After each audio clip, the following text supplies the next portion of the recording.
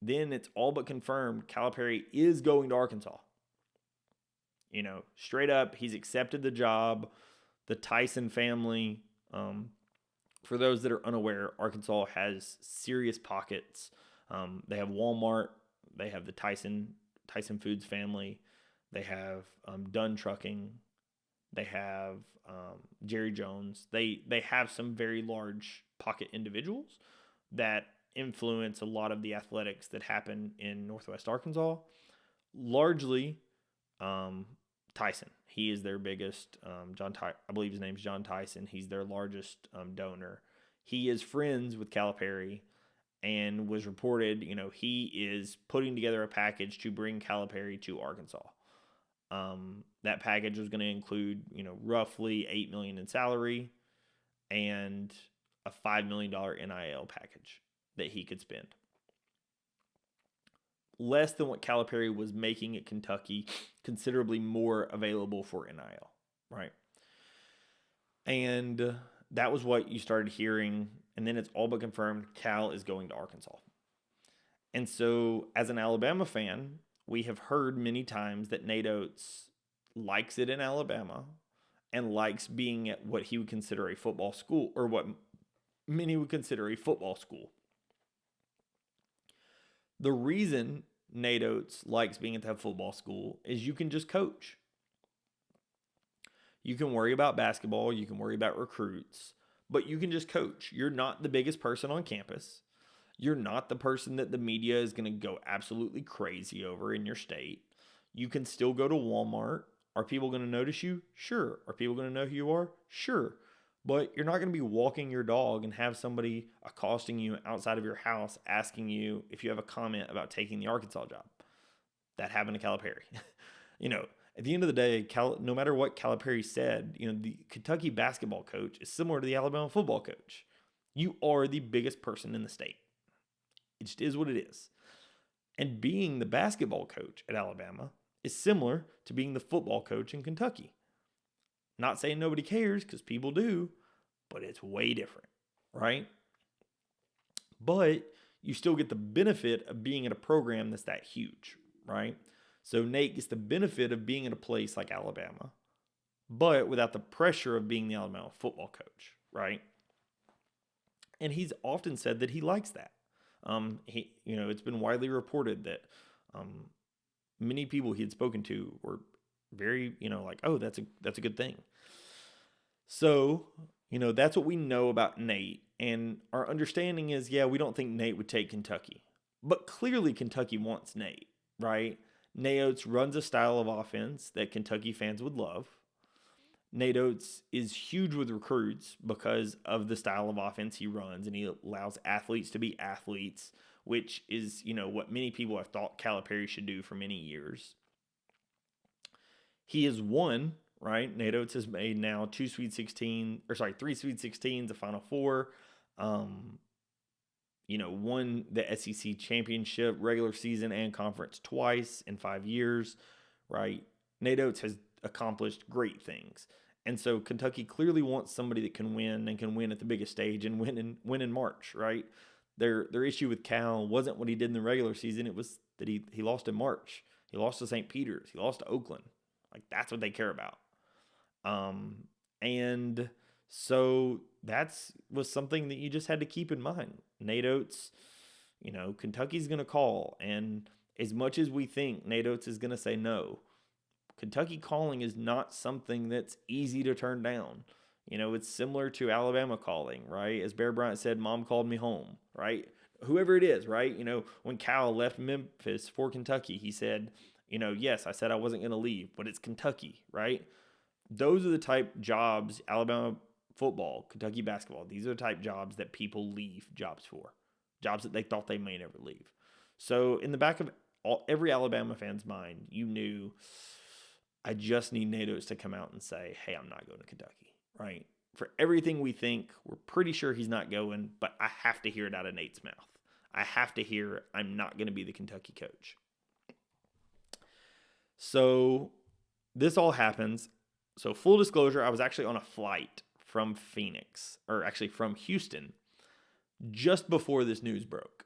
So I, am flying out of Tucson to Houston, Houston back to Birmingham. And then when I, get near landing in Birmingham, I see a tweet from Jim Dunaway, which many of you may know. He was a pretty legendary figure. He's on the next round now. He was long time on Jocks out of Birmingham. Definitely has a lot of connected sources at Alabama and Auburn, but he's a little bit more connected at Alabama. That Kentucky has been working back channels today to gauge the interest of Nate Oats per sources. The $18 million buyout appears not to be an obstacle. I'm told Nate does not want to leave, but Kentucky is still going to make that push.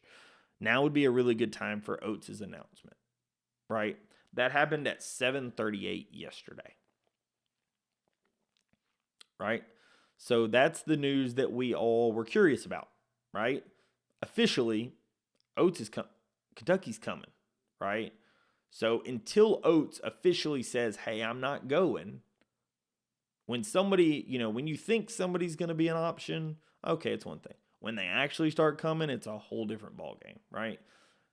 Everybody's got a plan until they get punched in the mouth. Whatever saying you want to use, right? You can say one thing, but what happens when it actually happens? So we waited. And then at 8 o'clock on the dot, and I think that's important, and I'll talk about it why here in a second, we get a statement released from Nate Oats, Bama Nation. I'm fully committed to this team and to this university. We have already accomplished some great things here, and there's nothing I want more than for the University of Alabama to win its first national championship in men's basketball. Despite any rumors to the contrary, rest assured that I will continue that pursuit as your head coach. Roll Tide. That was followed up by a statement from Greg Byrne saying, we're committed to supporting Nate Oats as he continues to lead Alabama men's basketball in its pursuit of a national championship and encourage our fans to be a part of that by supporting Yay Alabama. I know I've said this before, but want to reiterate how important this is with the changing landscape in college athletics. Nate and I talk regularly about the priorities of the program, and NIL is at the forefront, as is the day-to-day development space of our teams, for which we are taking steps to address as we speak. We appreciate your support through Yale, Alabama, and look forward to celebrating many more championships in the years to come. Roll Tide. Right? So I'm going to post these both up on the screen just so everybody can see them. So these two tweets come out at 8 o'clock on the dot. Nate Oats comes out. Then Greg Burns comes out as a quote tweet of Nate Oats' with the Alabama linked. Personally, I do not think that it was a coincidence that Jim Dunaway tweeted what he tweeted 20 minutes prior to these coming out. Christian and the guys over at Crimson Crossover talked about it as well. I think that there is a very good chance that Jim Dunaway was told this as kind of a precursor to Nate Oats sending out his statements. Because those statements can be whipped up fairly quick, but, those were formatted. They were done in a way that, they were obviously written up by the PR team. They were released in tandem. This was not something that just randomly, oh snap, there's getting to be some buzz. A pretty important guy in the state tweeted something. Let's throw out a tweet. I don't think that's what happened. I think what happened was, Jim Dunaway was kind of given a nudge. Hey, Kentucky's coming after Nate. And, hey, can I put that out there? Oh, yeah, put it out. And then Alabama releases a statement to fully show, hey, yep, I'm staying. Done. Right? Awesome as an Alabama fan to see. I encourage y'all, if you have not seen the Crimson Crossover podcast, they were actually recording when all this news broke. And Charles, his face was exactly what my face was when I read it on Twitter sitting on the plane. It was, whew.